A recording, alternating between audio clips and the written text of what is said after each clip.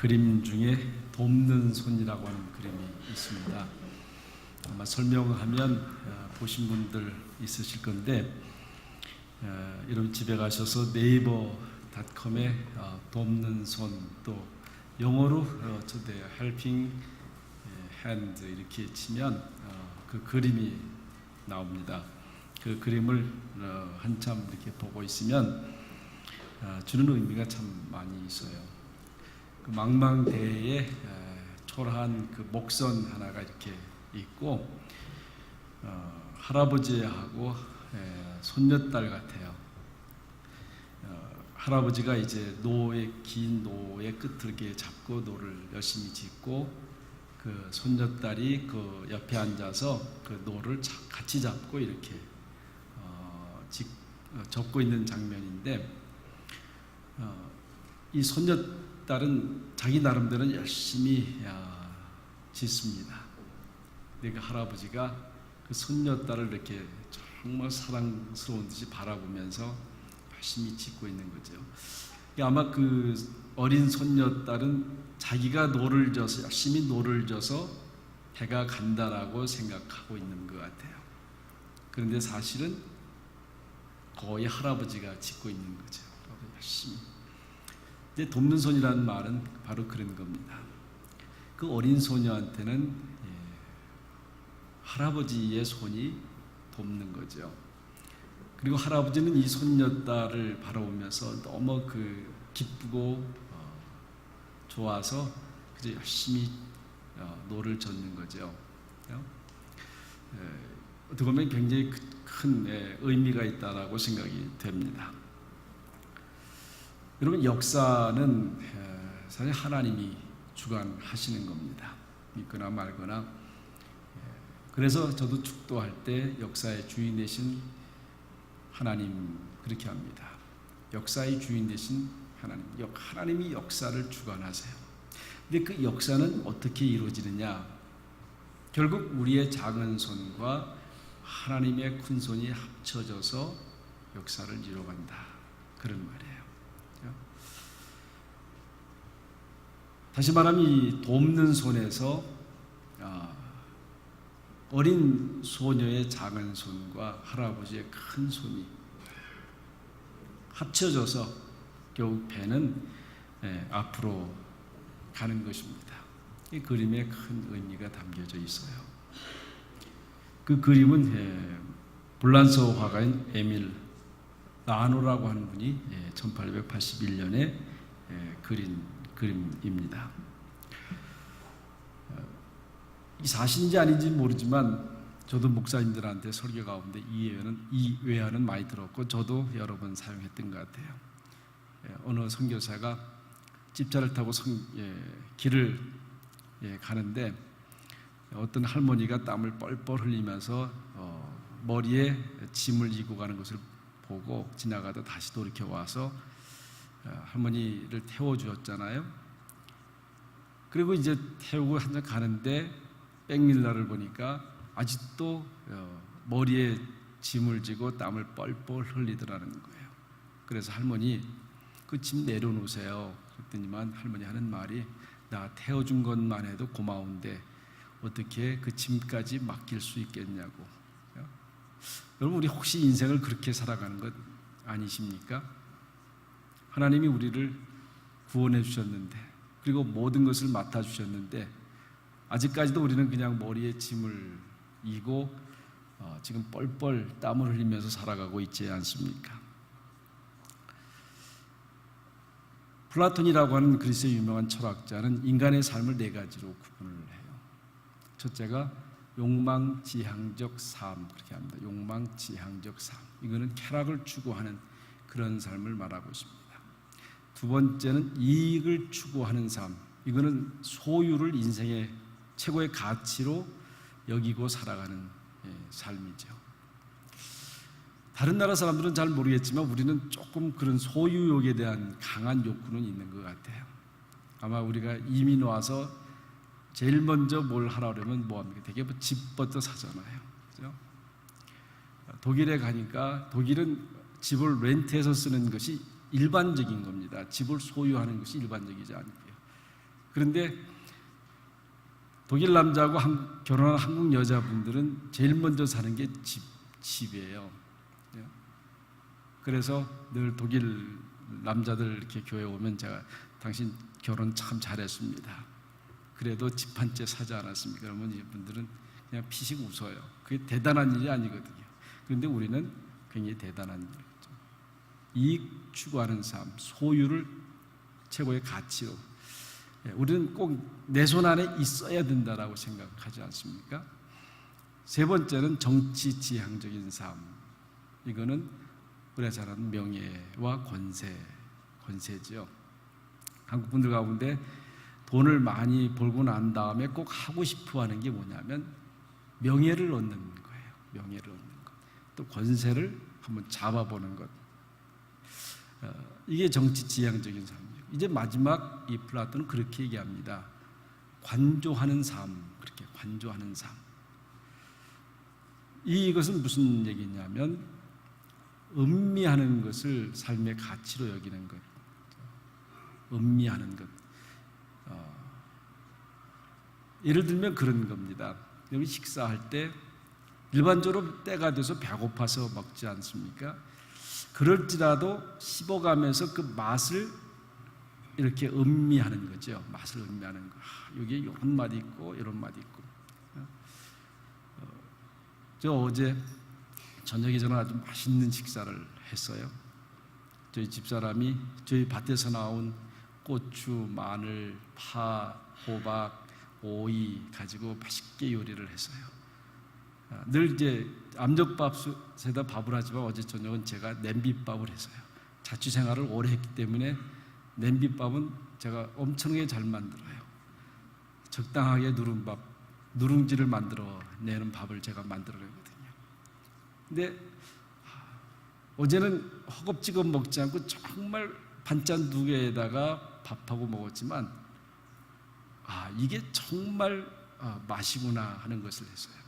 여러분, 이 관조하는 삶, 우리의 삶 하나하나를 음미해가면서 하나하나의 가치를 부여하고 의미를 찾아가는 그러한 삶.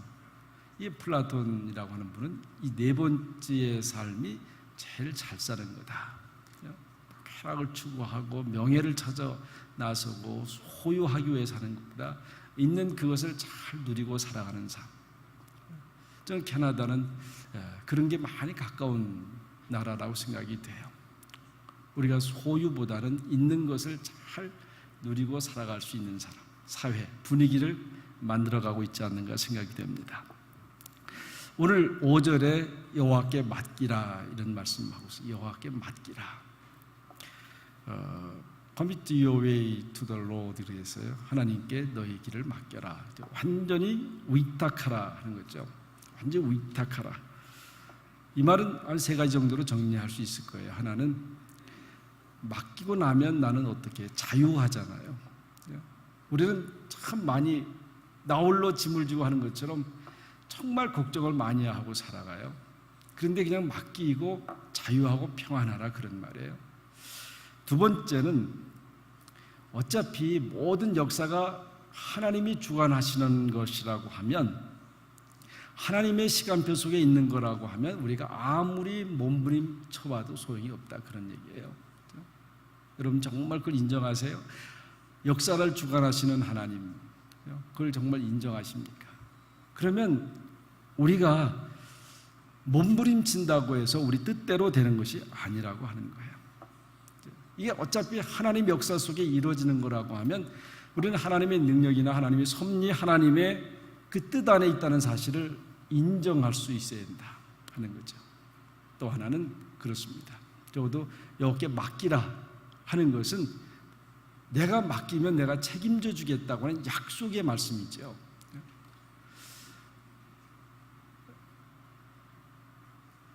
맡겨주는 것, 그게 참 중요해요. 그런데 우리는 그 맡기는 것이 참 어떤 신뢰관계가 안 돼서 그런지 모르지만 쉽지 않아요. 뭔가 돌다리도 두들겨 가라. 그게 한국 속담 아니에요? 근데 우리는 좀 맡겨주면 그분이 책임져 준다는 건데, 그게 저는 가끔 미팅하고 나가서 그럴 때 있어요. 누가 이렇게 뭘 하겠다면 한번 해보십시다. 그죠? 한번 해보겠다는데 한번 해보도록 그렇게 밀어주고, 그리고 안 되는 것 있으면 그걸 채워갈 수 있는 사람, 그죠? 그게 중요한 거잖아요. 그죠? 해보겠다는데, 그죠? 그럼 해보겠다는 건 내가 책임져 준다고 하는 거거든요. 그리고 나는 그 할 수 있도록 도와줘, 헬퍼 역할. 저는 제 영어 이름을 바나바라고 그랬어요. 바나바 같은 사람이 좀 좋아요. 막 사도 바울처럼 주도해 나가는 사람보다는 그런 주도해 나가는 사람을 도우는 사람, 그게 더 좋은 거 아닌가 싶어요. 어쨌든 간에 맡겨라, 나한테 맡겨라 하는 것은 내가 네 인생을 책임져 주겠다라고 말하는 거예요. 여러분, 복음이라는 게 다른 거 아니지 않습니까? 자기의 모든 수고하고 무거운 짐을 다 맡기라. 그 예수님이 무슨 약속을 해요? 내가 너를 쉬게 하리라고. 그죠? 이게 복음 중에 복음 아니에요. 그죠? 수고하고 무거운 것 하나님께 맡기면 그가 나를 쉬게 해주리라고 약속한 거, 이게 복음 중에 복음이란 말이에요. 그럼 구체적으로 맡긴다고 하는 게 뭘까? 몇 가지로 이렇게 한번 생각해 보면, 먼저 우리의 운명을 맡기는 거예요. 내가 되어지는 모든 운명, 내 생명을 그냥 주님 앞에 의탁하는 거예요. 그렇잖아요? 우리가 10년 살지, 20년 살지, 50년 살지, 80년, 90년 살지 아무도 알 수가 없어요. 그건 하나님만이 아시는 거예요. 내가 아무리 몸부림쳐봐도 하나님이 정해진 생명이 있어요. 그러니까 가끔씩 그런 건 경험해요. 우리 말도 그렇죠. 골골하면 82 그러잖아요. 금방 죽을 것 같은데 골골한 사람이 오래 살아요. 어떤 사람은 정말 자기 건강을 위해서 좋은 음식, 운동하는데 어느 순간 갑자기 죽어요. 캘거리도 내가 두 분을 봤어요. 만나면 뭐 건강 얘기하고 만나면 음식 얘기해요. 그런데 원하는 삶을 다 못 사시고 하셨어요. 그런 거예요. 그러니까 우리가 우리의 운명은 생명의 주인 되신 하나님께 완전히 의탁해요. 그리고 언제까지 살아요? 그날까지 열심히 살아가는 거예요. 그날까지 걱정하지 않고. 그렇죠? 만약에 우리의 수를 우리가 안다고 하면 우리는 충격받아 죽을 거예요. 제대로 못 살 거예요. 모르니까 그저 그날까지 열심히 사는 거예요. 하나님께 맡기는 거예요. 걱정하지 말고요. 그러나 그날까지는 우리가 열심히 살 필요는 있어요. 두 번째는 지혜와 방법을 하나님께 맡겨야 된다. 지혜와 방법. 베이드라고 하는 역사학자가 한 유명한 얘기 중에 그런 거예요. 오랜 동안 역사를 연구하면서 마지막 결론에 결국 하나님 마음대로 하셨더라, 그런 거예요. 하나님 마음대로 하셨더라. 그러니까 인간의 역사가 여러 가지 복잡하고 하지만 결국 결론은 결국 하나님 마음대로 했더라는 거예요. 우리는 우리의 지혜, 방법대로 한다고 열심히 해요. 또 그렇게 되기를 바라지만은 또 생각해 보면 내 마음대로 되는 게 별로 없어요. 그렇잖아요. 여기 앉아 계신 분들 가운데 내 인생이 내 마음대로, 내 생각했던 대로 됐다라고 생각하는 사람이 있겠어요? 없어요. 처음부터 이제 하나님 뜻대로 하는 거예요. 그러니까 하나님 뜻대로 맡기는 게 제일 좋은 거예요. 저는 목사지만 늘 그랬어요. 어디 뭐 임지를 정할 때 제가 이렇게 정해놓지 않았어요. 이런 곳에 가서 나는 목회하고 싶습니다. 그냥 하나님이 불러가시면 어디라도 갑니다. 시골이 됐든 도시가 됐든 삼각교회가 됐든 저는 상관이 없습니다. 그렇게 이렇게 다녔어요. 근데 사람들은 저으로 복을 많이 받았대요. 독일도 갔다 오고 또 캐나다도 오고 또 한국의 큰 교회도 가고. 근데 작은 교회 가서 목회한 거는 사람들이 잘 모르더라고요. 그렇게 그냥 내 생각, 내 방법도 있을 거예요. 그러나 그것 자체도 하나님께 반납하고 살아가는 거죠. 오랫동안 정신병을 연구한 분이 이제 자기 수년간 임상 실험한 것을 책으로 내서 한 1000페이지 정도 책을 내고 이제 출판 기념회를 이제 하게 되잖아요. 그 이제 오신 분들한테 자기 책을 사인해주고 설명하는데 이분이 딱 자기 책을 이렇게 설명했더라는 거예요. 이 책 속의 모든 내용은 만약이라고 하는 내용과 앞으로라고 하는 내용 두 단어 속에 다 들어 있습니다. 만약이라는 단어와 앞으로 모든 내용은 이 두 단어 속에 다 들어있는 겁니다. 그러니까 여러분이 이 책을 보실 때 그런 관점에서 보시면 이 책을 쉽게 이해할 수 있을 겁니다. 다시 말하면 뭐냐면 정신적으로 혼란스럽고 복잡하고 결국 정신병까지 이르게 되는 많은 원인 가운데 만약이라는 단어를 쓰는 분이 많대요. 만약. 내가 만약에 공부를 더 열심히 했더라고 하면, 내가 만약에 저 사람하고 결혼했더라고 하면, 만약에 내가 이랬더라고 하면, 계속해서 만약이라는 그 말 속에서 환상 속에서 지나다 보면 자기 인생이 망가진다는 거예요. 이분이 내린 결론입니다. 그러니까 이걸 치료하는 방법이 뭐냐? 결국 그 지금 처해진 현실을 제대로 이해하고 인정하도록 만들어주는 거예요. 지금 현실이 뭐냐 이죠. 만약에 이랬으면 저랬으면 아니고 지금 내가 어떤 상태냐. 여러분 그럴 수 있잖아요. 이민 와서 고생하면 내가 차라리 이민 안 왔더라고 하면 이렇게 힘들게 살지 않았을 건데, 내가 저 사람하고 결혼하지 않았으면 내가 이렇게 힘들게 살지 않았을 건데, 아무리 그런 얘기 해봐야 안 된다는 거예요. 현실을 그대로 직시하게 만드는 거. 그리고 그 자리에서 그러면 어떻게 할 거냐? 앞으로 어떻게 할 거냐? 그거를 깨닫게 해주고 그렇게 고백하고 결단하게 만들어주는 것이 바로 치료 방법이다. 그렇게 얘기를 하고 있습니다. 다시 말하면 아무리 이렇게 저렇게 생각해봐도 소용이 없다고 하는 거예요. 여러분 그렇잖아요. 걱정하는 것. 저는 뭐 이렇게 살아가면 걱정을 많이 안 하는 편이에요. 그저 항상 얘기하지만 밥 세 끼만 먹으면 되지. 그죠? 밥 세 끼만 먹으면 되지.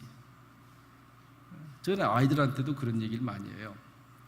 내가 앞으로 성공이라는 생각하지 마라. 그냥 밥 세 끼 먹으면 되는 거다. 세상의 성공이라는 생각하지 말고 하나님 앞에 어떻게 살아가는 게 중요한 것이지. 여러분 젤렌스키라는 사람이 바로 그 얘기하는 거예요. 우리의 걱정의 40%는 절대로 있지 않을 일이다. 절대로 있지 않을 일. 그리고 30%는 아무리 걱정해도 돌이킬 수 없는 것, 그거예요. 내가 걱정한다 하들 아무 소용이 없어요. 그건 내가 바꿀 수 있는 게 아니란 말이죠.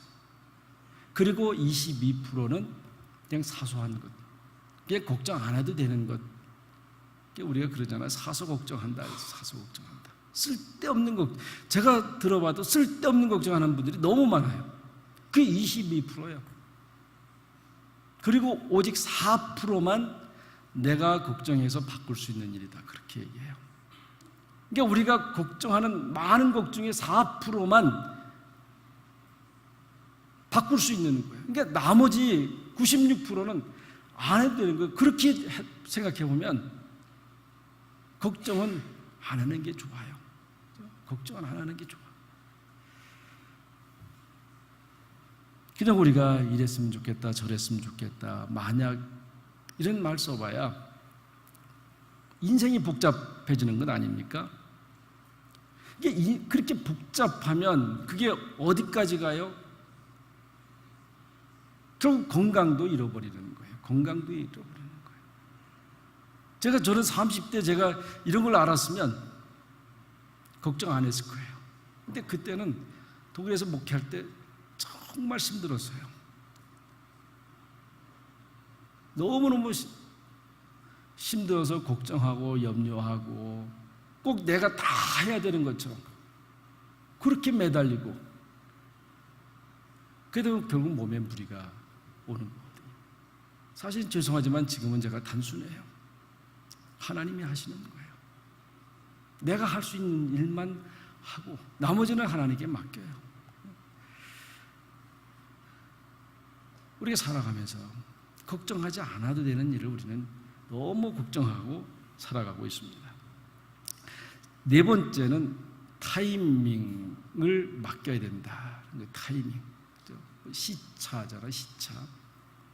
우리 마음은 항상 그래요. 내 방법대로, 내 지혜대로 내가 원하는 시간에 뭔가 이루어졌으면 좋겠다. 저는 솔직한 게 정말 그래요. 제가 우리 장로님들하고 한 얘기 가운데 제가 이 교회에 있을 때 차세들을 위해서 뭔가 하나 만들어줬으면 좋겠다. 계속해서 저도 그런 얘기를 나눴어요. 이 교회가 비좁아하는데 아이들이 힘들어하는데 적어도 내 때 땅이라도 좀 마련해서 다음 목회자가 와서 더 편한 데로 가서 더 안락하게 신앙생활했으면 좋겠다. 그런 생각이 늘 많아요.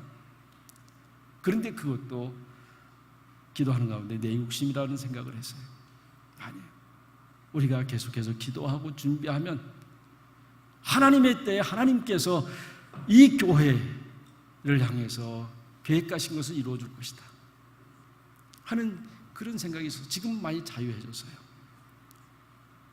여러분, 우리 때와 하나님 때는 분명하게 달라요. 그걸 우리가 인정할 수 있어야 돼요. 꼭 내가 해야 된다. 아니에요. 하나님의 때가 있어요. 어느 선교사가 한 얘기 가운데 이스라엘 선교사로 갔어요. 가서 랍비하고 굉장히 가깝게 지냈는데 이 랍비가 골프를 잘 쳤대요. 이 골프를 너무 좋아해서 가끔씩 안식일 날도 몰래 가서 골프를 쳤다는 거 아니에요? 그럴 수 있을 것 같아요. 골프에 미치면 그게 안 보이잖아요. 몰래 들어왔어요. 어느 날 이제 토요일 날이 유대교에서는 안식일이잖아요. 이 선교사가 우리 골프 한번 치십시다. 그런데 선교사는 토요일 날이 제일 자유로운 거예요. 그래서 이제 토요일 날 치는데 이 랍비는 몰래 가는 거 아니에요. 이게 들키면 큰일 나는 거예요. 그래서 이제 골프장에 왔는데 그날따라 이 랍비가 너무 골프를 잘 쳤대요. 그러다가 일생에 한 번 나올까 말한 홀인원을 하게 한 거 아니에요. 이 선교사가 하나님 앞에 속으로 그런 기도했대. 하나님은 불공평하십니다. 저 랍비는 몰래 안식일 날 나와서 골프를 치는데 어쩌다 저렇게 홀인원까지 해주고 나는 그래도 이렇게 토요일 날 와서 골프 치는데 잘 안 됩니까? 막 그렇게 불평하고 있는데 하나님이 그러시더래요. 걱정하지 마라. 저 랍비는 평생 동안 자기가 홀인원 했다는 걸 자랑하지 못할 거다. 그렇죠? 왜요? 자랑했다가 쫓겨나가거든요. 여러분, 정말 자랑하고 싶은 거를 자랑할 수 없다 그러면 그거 얼마나 큰 벌이겠어요. 그렇죠? 얼마나 큰 벌이겠어요. 정말 자랑할 걸 자랑해야 그 기쁜 거 아닌데. 근데 평생을 내가 안식일 날 나가서 홀인원 했다 그러면 큰일 나잖아요. 하나님은 이렇게 고차원적으로 하신다는 거예요. 그리고 네 번째는 판단과 비판을 하나님께 맡겨야 된다 하는 거예요. 판단하는 것 정말 어려운 거잖아요. 여러분이 저한테 돌을 던져도 어쩔 수가 없어요. 저 가끔씩 그런 생각이 들어요. 여러분 집집마다 몰카를 하나씩 붙여놨으면 좋겠다. 그리고 차에다가는 무슨 얘기를 하고 다니시는지 한번 이렇게 녹음 장치를 해서 들어보고 싶다. 아주 못된 목사이긴 해요. 가끔 그런 유혹이 있어요. 성도들이 혹시 뒤에서 내 욕하는 거 아닌가. 그게 왜 그런 말 하냐면 우리가 정말 만나서 무슨 얘기예요? 하세요? 만나서 여러분 무슨 얘기가 주로 하십니까? 정말 서로 격려하고 칭찬해주고 좋은 일을 함께 나누고 제가 보기엔 그런 얘기보다는 그냥 누구 조금 잘못된 얘기 또 그게 또 재미있기도 하고요. 모르겠어요. 저도 그런 게 속에 많이 있어서 그렇지 않은 분들한테 죄송하지만 우리 남을 판단하고 정죄하고 그런 얘기를 많이 하는데 우리 예수 믿는 사람들은요 판단하고 정죄하고 심판하는 일은 하나님께 맡겨야 돼요. 우리가 아무리 옳다라고 생각해도 하나님 보시기에는 그런 게 있고요. 우리가 그르다라고 생각한 것이 하나님 앞에서는 옳다는 게 많아요. 그렇기 때문에 판단은 보류예요. 이게 우리가 마음에 자꾸 다짐을 해야 돼요. 언젠가도 제가 그런 얘기 했잖아요. 우리 이 교회 떠난 안상훈 장로님, 제가 오늘날 저도 모르게 어느 교인에 대해서 이야기를 하는데 딱 제 앞에서 그래요. 목사님 그만하세요. 저는 안 듣습니다. 딱 그러더라고요. 제가 집사 앞에서 목사로서 그 얘기를 듣는데 제가 너무 충격을 받았어요. 우리 속에 다 있어요. 그렇지만 옳고 그름의 판단은 하나님께 있는 것이지 내게 있는 것이 아니라고 하는 거예요. 그래서 오늘 37장 1절 보면 뭐라 그랬어요? 악을 행하는 자들 때문에 불평하지 말고 불의를 행하는 자들을 시기하지 말지어다. 악을 행하는 자들, 불의를 행하는 자들에서 부러워하지 말고 시기하지 말라 이죠. 그조차도 우리가 판단하지 말라는 거예요. 그조차도 우리는 당연하다라고 얘기할 수 있어요. 그렇지만 하나님은 그것조차도 하나님께 맡기라고 말씀하고 있습니다. 그렇잖아요. 우리가 잘 되는 사람 보면 시기할 수 있잖아요. 저는 저 사람 못된 사람인데, 그런데 잘 되는 것 때문에 교회를 떠난 사람들도 있어요. 신앙을 버린 사람들도 있어요. 지금은 우리가 저 사람이 잘 돼서 부러워할지 모르지만 천국에 가보면 그런 지옥 갈 거 아니에요? 지옥 갈 거 아니에요? 그렇기 때문에 여러분 중요한 게 있어요. 자녀들 가르칠 때도 성공이 중요한 게 아니에요. 어떻게 하면 예수를 제대로 믿고 끝까지예요. 끝까지 예수를 잘 믿게 할 건가? 좀 제발 그렇게 한마디 해주세요. 너 성공 못해도 좋으니 예수만 잘 믿으면 된다. 너 세상에서 잘 못 나가도 좋으니 정말 예수 그리스도만 잘 믿으면 된다고. 그렇게 한마디 할 수 없습니까? 세상의 성공은 잠깐이에요. 오히려 잘 되는 것 때문에 신앙을 잃어버릴 수 있어요. 그렇기 때문에 우리는 판단해서는 안 된다고 하는 거예요.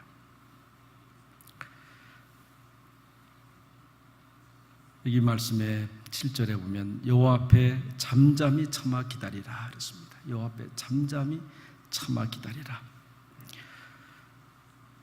잠잠하라 그랬어요. 함부로 말하지 마라. 함부로 말한다는 게 안 한다는 게 얼마나 힘들어요.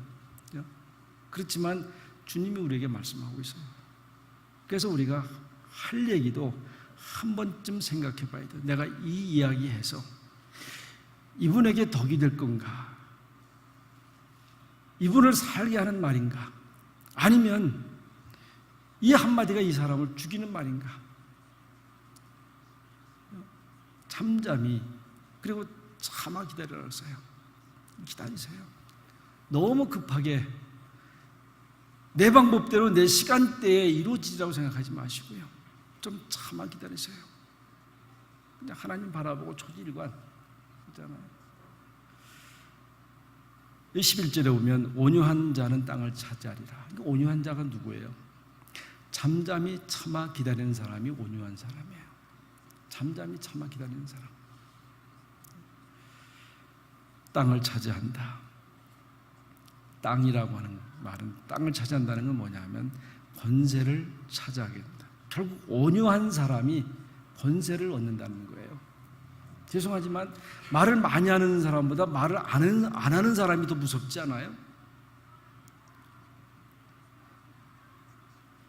말을 안 하는 사람이 더 무서워요. 그 권세를 준다는 건 뭐냐면 카리스마예요. 카리스마예요.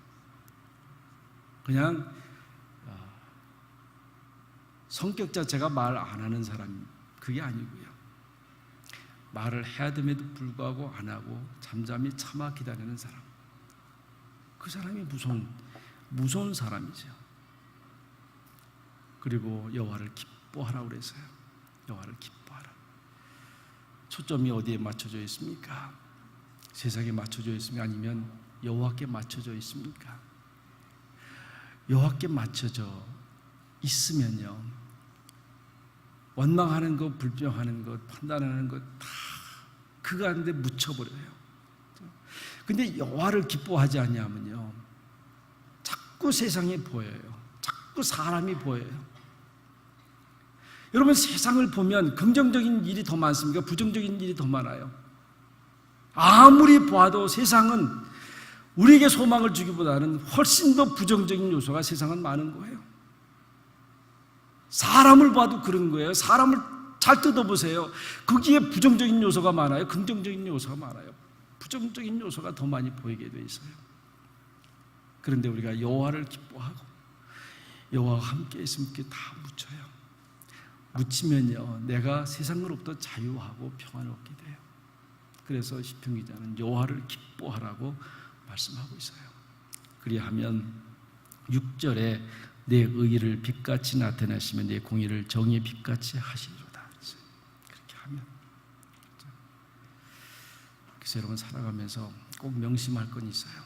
내 의의가 무너진다고 해서 낙심하지 마세요. 내 수고가, 내 땀이 그냥 땅속에 흘러서 없어진다고 생각하지 마세요. 하나님이 아세요. 그래서 6절에 말씀하신 것처럼 내 의의를 빛같이 나타나시고 내 공의를 정의 빛같이 하시리로다. 하나님이 하시죠. 하나님이 해주세요. 내 입으로 말할 것도 없어요. 로열라라고 하는 유명한 속사도가 있습니다. 그러니까 우리가 예수님, 그 다음에 사도 있었어요. 그 다음에 그 사도들의 제자가 속사도예요. 그 다음에 교부, 이렇게 나가는데요, 이 속사도 중에 로열라라고 하는 유명한 성자가 있었는데 이분이 한 얘기 가운데 이런 얘기가 있습니다. 모든 것이 당신에게 달린 것처럼 행동하십시오. 내한테 달린 것처럼 행동해라. 내 일처럼 하라는 거예요. 내 책임인 것처럼 행동하십시오. 모든 것이 내 책임인 것처럼 행동해라. 그리고 모든 것이 하나님의 책임인 것처럼 그를 믿으세요. 행동은 내가 열심히 해요. 내 거인 것처럼. 그렇지만 그 모든 책임은 하나님에게 있는 것으로 믿으라고. 그리고 자유하세요. 그리고 평안을 누리세요. 오늘 말씀은 뭐라고 그랬어요? 그렇게 맡기고 기뻐하고 내 성실로 식물을 삼으라고 말씀하고 있습니다. 이것이 오늘 우리에게 주신 말씀이에요. 내 성실로 식물을 삼을지어다. 이 로엘라 이 한 말, 그저 모든 것이 내 책임이라고 생각하고 행동하지만, 그러나 그 외의 모든 책임은 하나님께 있다라고 그렇게 믿고 살아가는 것, 그것이 바로 우리의 사는 방법이에요. 이 말씀을 우리가 더 깊이 생각하고 이제 툴툴 터십시다. 여호와께 맡기고 단지 성실로 내 식물을 삼아가는 우리 성도들이 되시기를 바랍니다. 기도하십시다. 하나님 고맙습니다. 우리가 세상 살아가면서 걱정, 염려들이 많이 있습니다. 그렇지만 주님은 내게 맡기라고 말씀하고 있습니다. 맡기지 못하고 의심하며 걱정과 근심 속에 지친 상한 심령으로 살아가는 저희들을 주님께서 불쌍히 여기시고 이제 우리의 모든 것을 툴툴 털어버리고 온전히 다 주님 앞에 맡기고 그저 우리는 성실로 식물을 삼아가며 살아가는 주의 성도들이 되게 해 주시옵소서. 예수님의 이름으로 간절히 기도하옵나이다. 아멘.